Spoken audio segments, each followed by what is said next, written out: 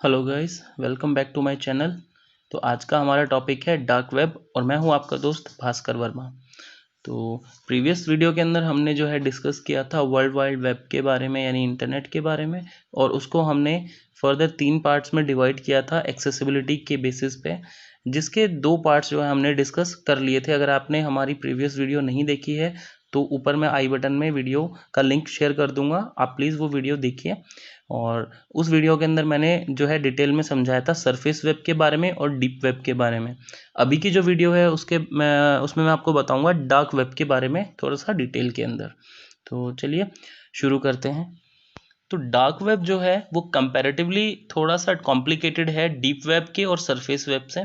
Surface web वो था आपका जो बिल्कुल इजी टू एक्सेस था आपके लिए। आप कभी भी सर्च इंजन में उसके बारे में डालिए, किसी भी चीज़ के बारे में इंफॉर्मेशन डालिए, उसके इन्फॉर्मेशन जो आपको पहले स्टार्टिंग में जो शो हो जाती है वो सरफेस वेब होता है। डीप वेब वो होता है जो पर्टिकुलर पोर्टल के ऊपर पासवर्ड प्रोटेक्टेड होता है, ठीक है, जिसको एक्सेस करने के लिए आपको किसी ना किसी या तो अकाउंट क्रिएट करने की ज़रूरत पड़ती है, या कोई ना कोई आपसे वो इन्फॉर्मेशन अगर शेयर करेगा तभी आप वो इन्फॉर्मेशन देख सकते हैं, या आपसे जो पर्सनल आपकी जो इन्फॉर्मेशन होती है, जैसे आपका डिजिटल लॉकर होता है, या आपका वॉलेट होता है, ई वॉलेट्स, या आपका पेटीएम फंड्स वगैरह के जो वॉलेट होते हैं, आपका नेट बैंकिंग होती है, ये सब आता है डीप वेब के अंदर। आपके गूगल ड्राइव या क्लाउड पे आपने अकाउंट में जो भी डिटेल सेव कर रखी है वो सभी डीप वेब के अंदर आता है, यानी वो इन्फॉर्मेशन आप एक्सेस कर सकते हैं।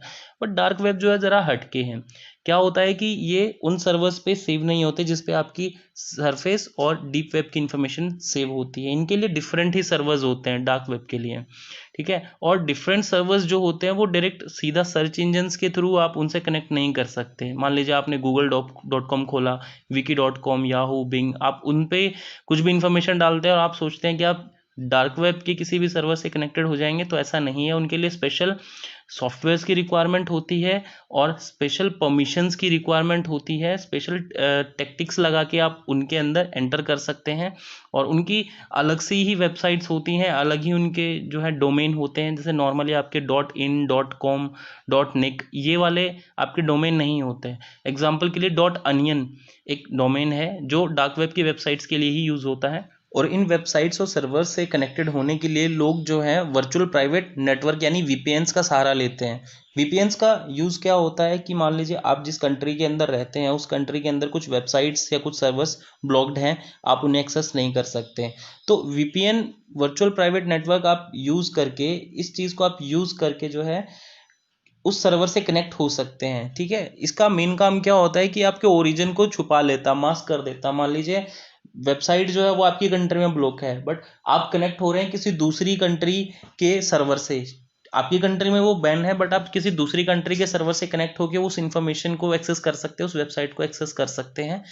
इस तरीके से इन सर्वर्स को इन डार्क वेब के जो सर्वर्स हैं उनको एक्सेस किया जाता है। और सबसे बड़ी चीज़ जो होती है इसके अंदर एनोनिमिटी को मेंटेन करके रखा जाता है, यानी पहचान छुपाई जाती है।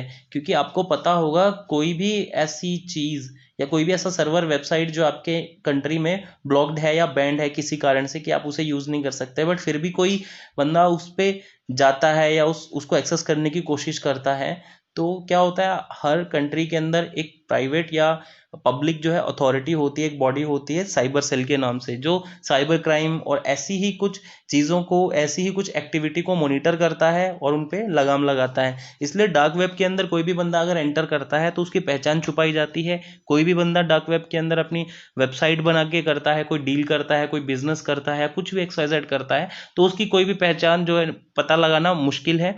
इसी वजह से जो ये चीज़ आज भी चल रही है और इसको शट डाउन करना इतना मुश्किल है। इन्हीं रीज़न से जो है डार्क वेब का यूज़ इलीगल धंधों के अंदर, इलीगल बिजनेसेस के अंदर किया जाता है। जैसे ह्यूमन ट्रैफिकिंग हो गया, ड्रग डीलिंग, वेपन्स डीलिंग हो गया, कॉन्ट्रैक्ट किलिंग हो गया। इस टाइप की जो बिजनेस हैं या इस टाइप की जो एक्टिविटीज़ हैं उसके अंदर डार्क वेब का ही यूज़ किया जाता है। क्योंकि अगर सरफेस वेब या डीप वेब के अंदर इन चीज़ों का, इन एक्टिविटीज़ का कुछ चलन होता है तो साइबर सेल जो है वो उस पे एक्शन ले सकता है और उसको शट डाउन कर सकता है, उन वेबसाइट्स को और उन सर्वर्स को जिन पे इस तरह की एक्टिविटीज़ होती हैं, इस तरह का रिकॉर्ड या डेटा जो है स्टोर होता है। उसके अलावा कोई ड्रग डीलिंग करता है या कॉन्ट्रैक्ट किलर जो है वो एक वेबसाइट के थ्रू अपने कस्टमर्स ढूंढता है, या कोई भी आदमी जो है कॉन्ट्रैक्ट किलर्स को वेबसाइट के थ्रू कांटेक्ट कर सकते हैं, या ड्रग डीलिंग के लिए, या वेपन्स जो है आपके हथियार जो होते हैं इलीगल, उनके लिए अगर कोई डार्क वेब का सहारा लेता है, तो ये सारी चीज़ें जो आपको पता ही है इलीगल हैं, ठीक है। तो इन चीज़ों से जो है बच के ही रहना चाहिए। ऐसे ऐसी चीज़ों के अंदर ऐसा ना हो कि आप जस्ट देखने के लिए उसको एक्सेस कर रहे हैं और आपके ऊपर कोई खतरा आ जाए। जो साइबर सेल है हमारे, उनके पास आपकी इन्फॉर्मेशन चली जाए, या जैसे तैसे वो आपको मॉनिटर कर लें कि आपने ये चीज़ विजिट की थी, तो कहीं ना कहीं उस चीज़ में आपके भी हाथ जुड़ जाते हैं, तो उससे आपको दिक्कत हो सकती है।